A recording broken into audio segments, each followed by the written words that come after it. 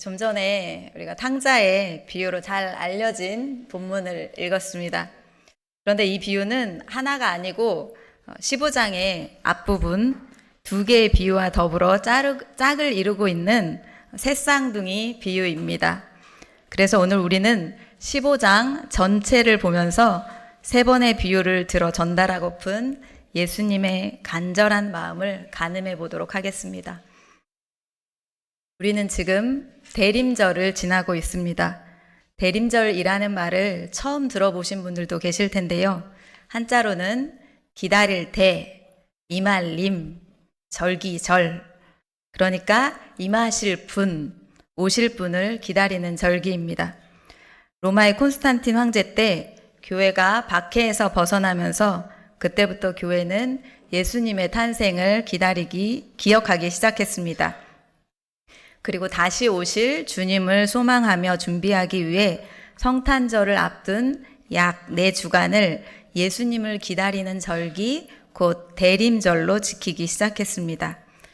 얼마 후면 예수님이 우리에게 찾아오신 그날 성탄절입니다.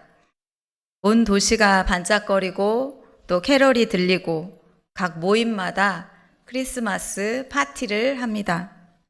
그러나 정작 예수님이 누구를 찾아오셨는지, 왜 찾아오셨는지, 어떻게 찾아오셨는지는 놓치게 됩니다. 오늘 설교 제목은 나를 찾아오신 예수님인데요. 성탄절은 우리가 먼저 하나님께 나아가는 것이 아니라 하나님께서 우리에게 먼저 찾아오심을 기억하시는 날입니다. 성탄절의 의미를 생각할 때 나를 찾아오신다는 말은 제게는 신비로운 말이었습니다.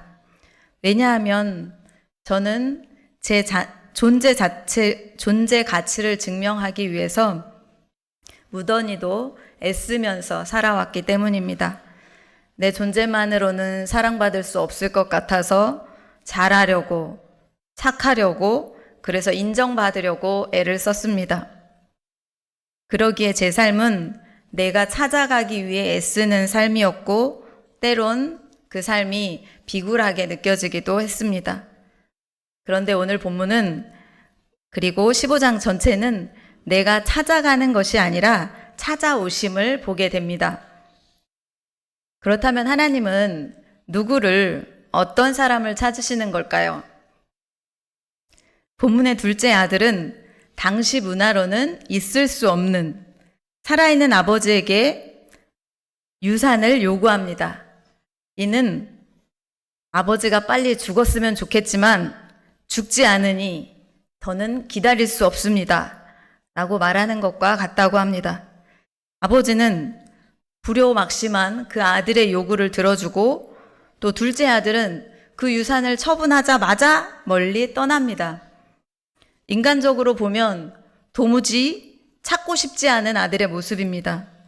그러나 예수님은 바로 이런 사람도 찾아야 할 존재로 말씀하십니다. 우리 1절, 2절 말씀을 함께 읽으려고 합니다. 성경책을 보시면 되겠습니다. 휴대폰 앱을 보셔도 되고요. 성경책을 보셔도 되고요. 누가복음 15장 1절과 2절 말씀을 함께 읽겠습니다. 모든 세리와 죄인들이 말씀을 들으러 가까이 나아오니 바리새인과 서기관들이 수군거려 이르되 이 사람이 죄인을 영접하고 음식을 같이 먹는다 하더라. 바리새인과 서기관들은 예수님이 세리와 죄인들과 함께 하심이 상당히 못마땅합니다. 당시 세리는 로마 제국을 대신해서 세금을 거두면서 부당한 이익을 챙겼기 때문에 민족의 배신자이자 민족의 빌런처럼 여겨지는 존재였습니다. 그리고 죄인이라 불리던 사람들은 오늘날 우리가 생각하는 도덕적인 범죄자만을 뜻하지는 않았습니다.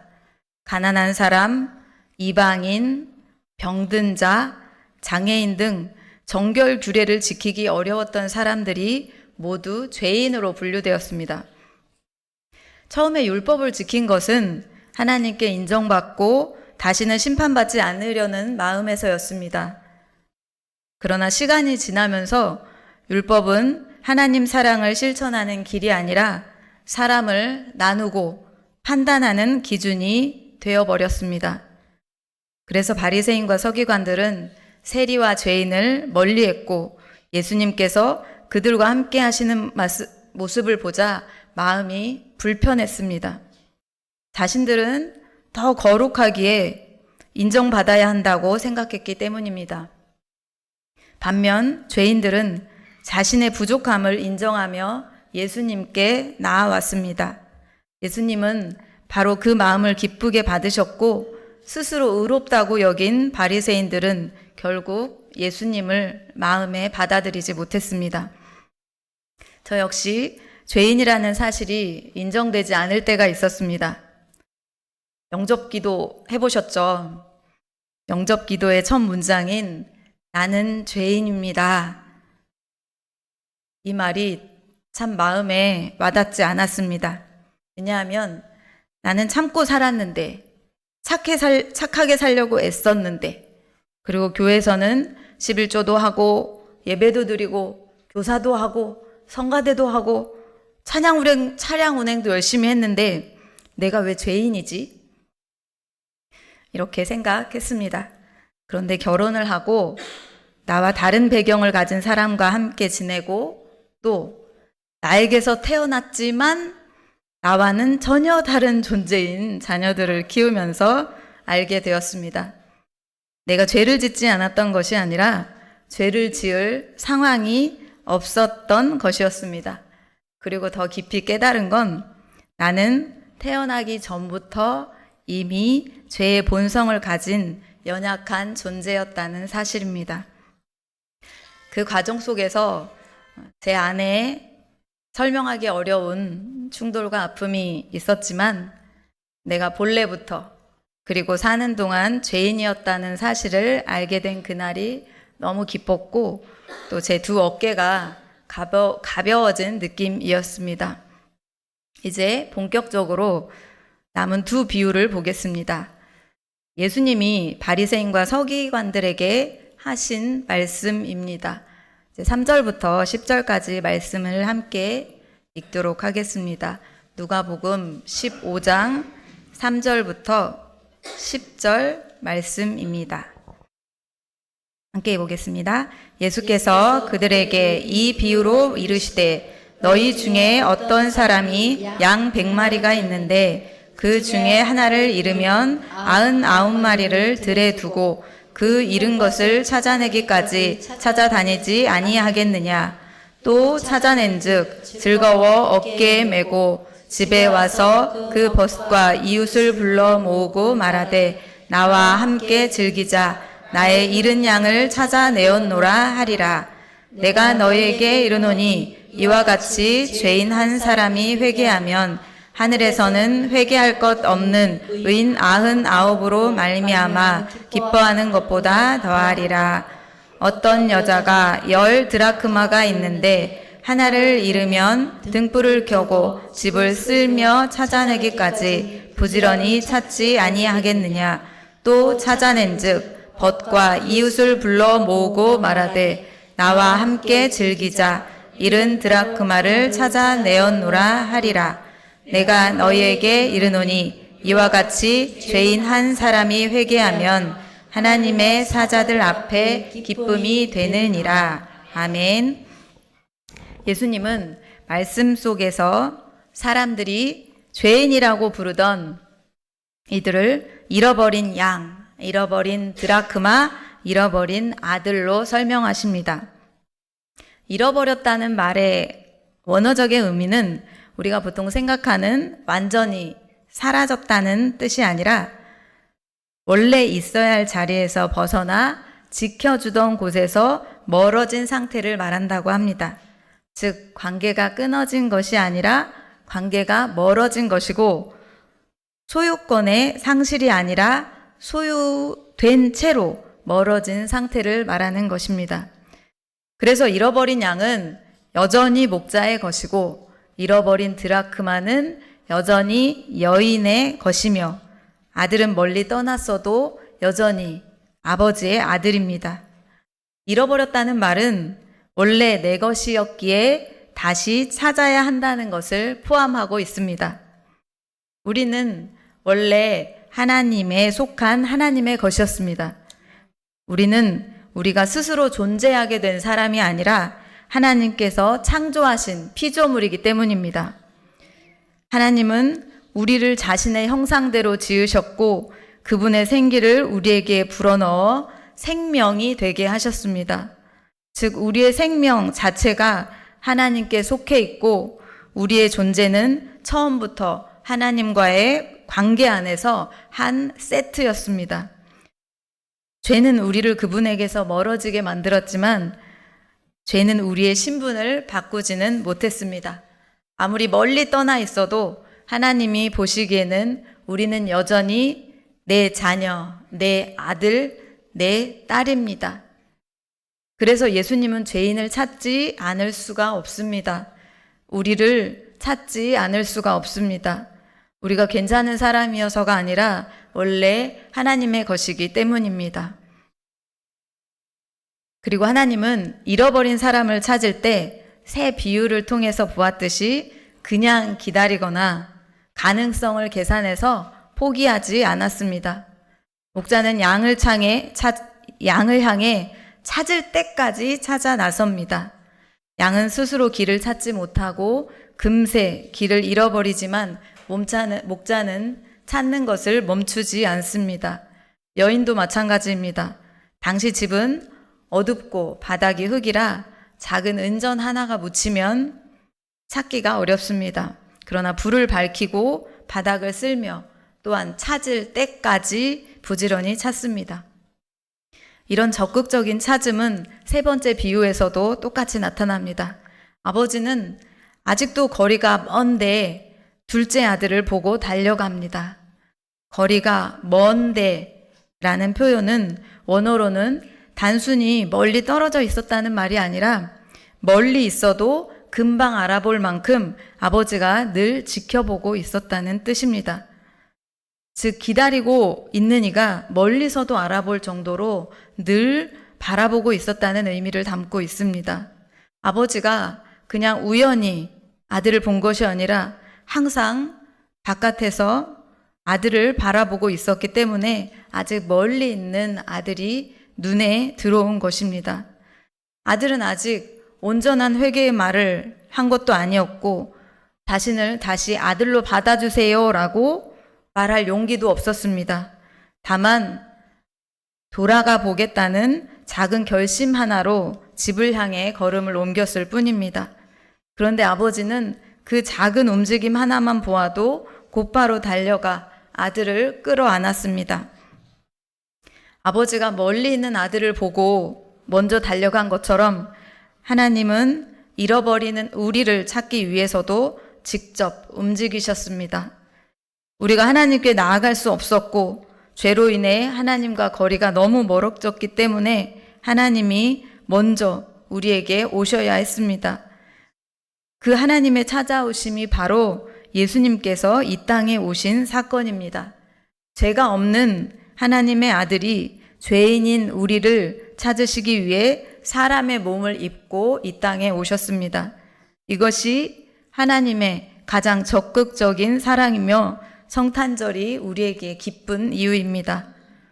성탄절은 우리가 하나님을 찾아간 날이 아니라 하나님이 우리를 먼저 찾으신 날입니다. 하지만 하나님의 사랑이 이렇게 크고 먼저 오시는데도 우리는 여전히 사랑을 조건으로 생각할 때가 많습니다. 학생은 공부를 잘해야 하고, 직장인은 유능해야 하고, 주부는 살림을 잘해야 하고, 가장은 돈을 잘 벌어와야 사랑을 받는 것처럼 여겨집니다. 그래서 하나님 앞에서도 내가 이 정도로 부족한데 하나님이 나를 사랑하실까? 이런 나를 쓰실까? 라는 생각을 하게 됩니다. 사람에게 받은 경험치로 하나님의 사랑의 한계를 그어버립니다. 그러나 오늘 본문의 아버지는 묻지도 따지지도 않으십니다. 그저 아들이면 됩니다. 그 존재이면 됩니다. 15장의 세 비유는 각각 다른 장면을 보여주지만 전하고자 하는 말씀은 하나입니다. 하나님은 잃어버린 자를 결코 놓치지 않으시며 반드시 찾아내시는 분이라는 것입니다.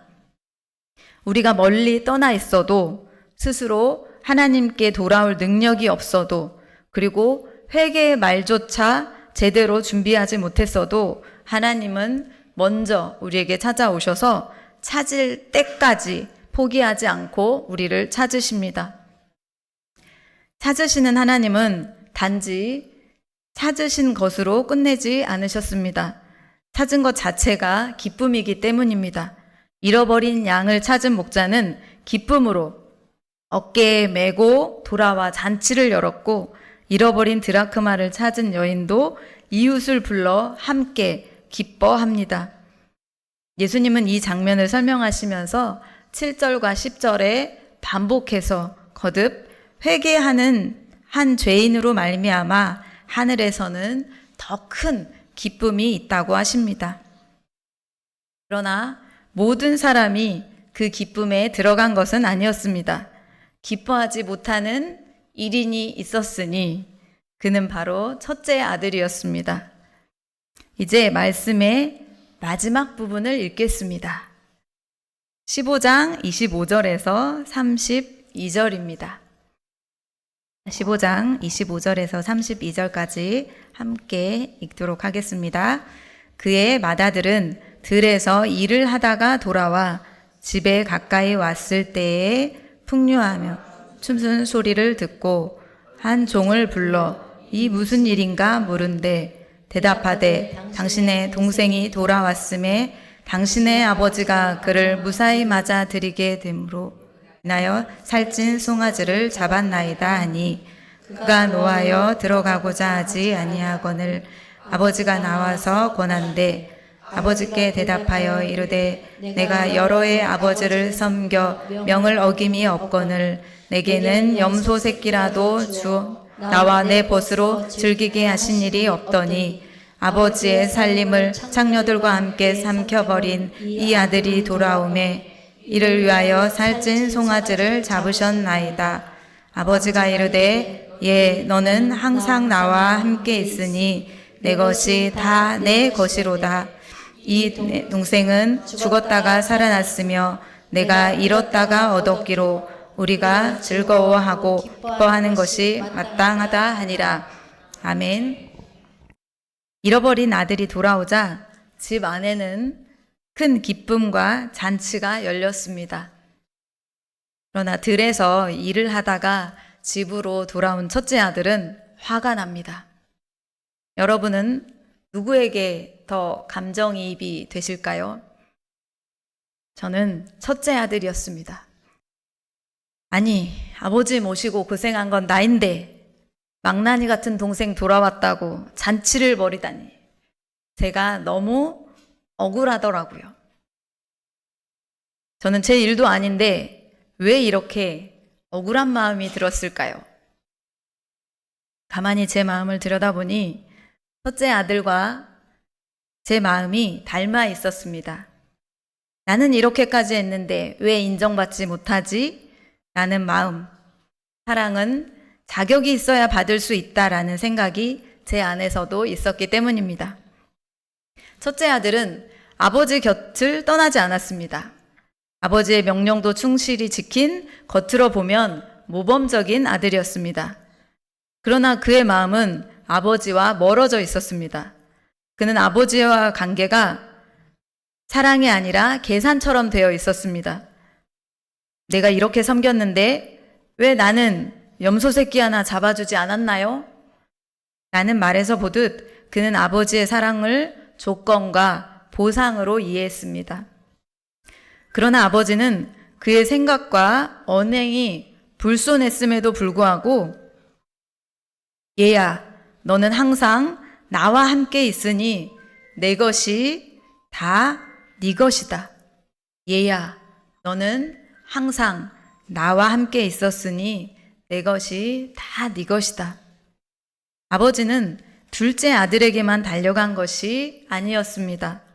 둘째 아들이 멀리 있을 때는 먼저 달려가 안아주었고, 또 첫째 아들이 삐져서 집 밖에 서 있을 때도 아버지는 또다시 밖으로 나와 그를 부드럽게 초대합니다. 아버지의 사랑은 계산이 아니라 관계였고, 또 자격이 아니라 존재입니다. 저와 여러분들도 신앙생활을 하다 보면 첫째 아들과 같은 마음이 들 때가 있습니다. 내가 이 정도로 했는데 왜 이런 대우를 받지? 나는 이 정도로 잘하고 있는데 왜 하나님은 나에게 응답하지 않으시지? 그리고 우리는 사랑을 조건으로 생각하기도 합니다.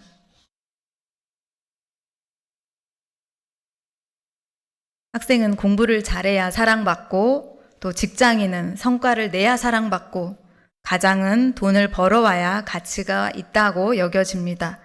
그러다 보니 하나님 앞에서도 내가 이렇게 부족한데 하나님이 나를 사랑하실까? 이런 나를 쓰실까? 라고 생각합니다.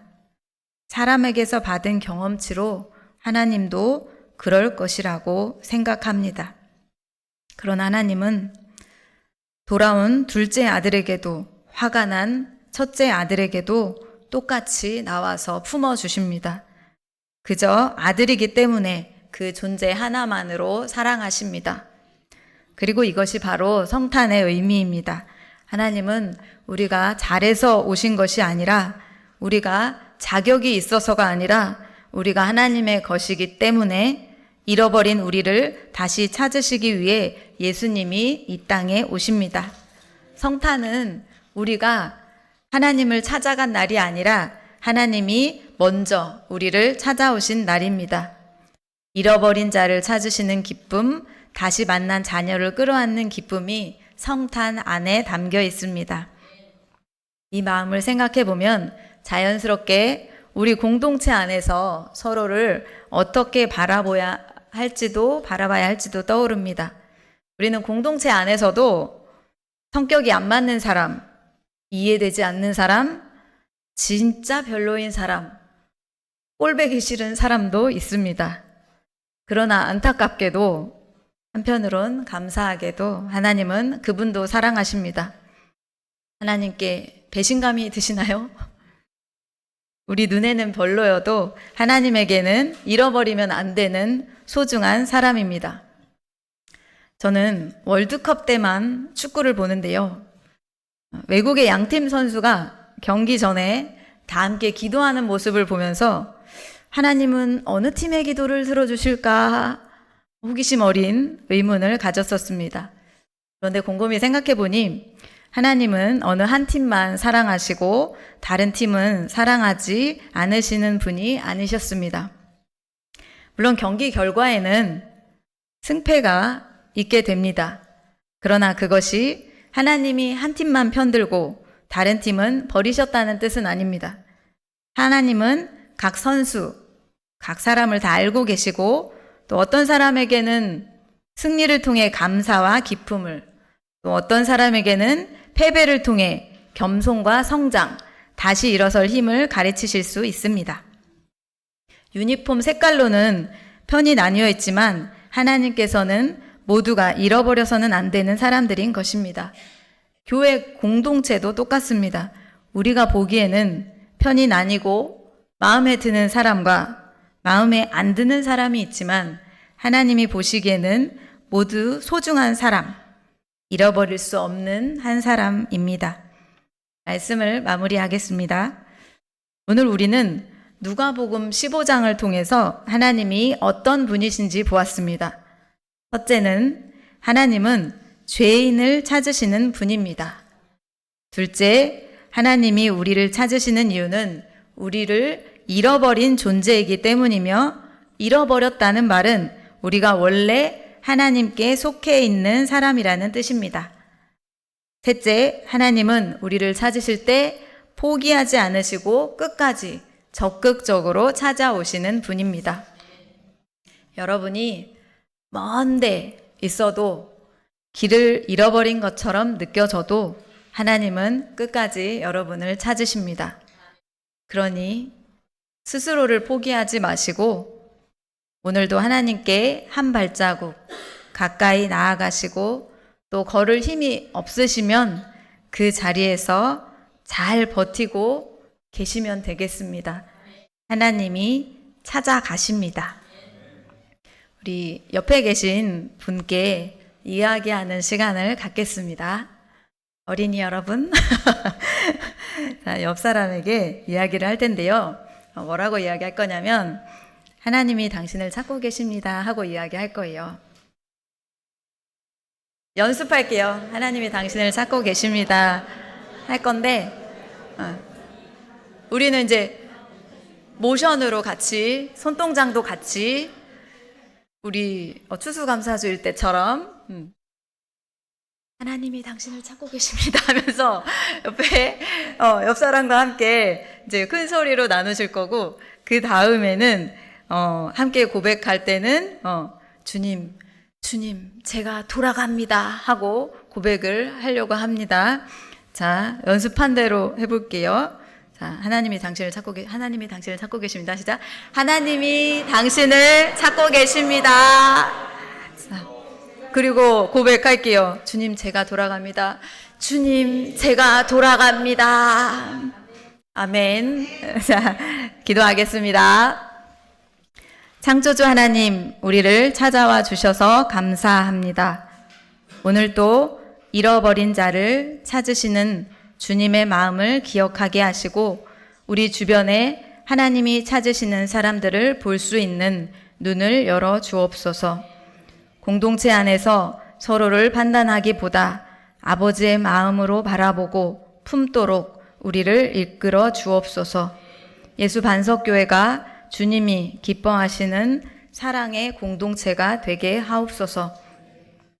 예배 후 이어지는 각 목장별 식사 모임을 통해 서로를 더욱 알아가고 위로하고 기도로 돕게 하옵소서.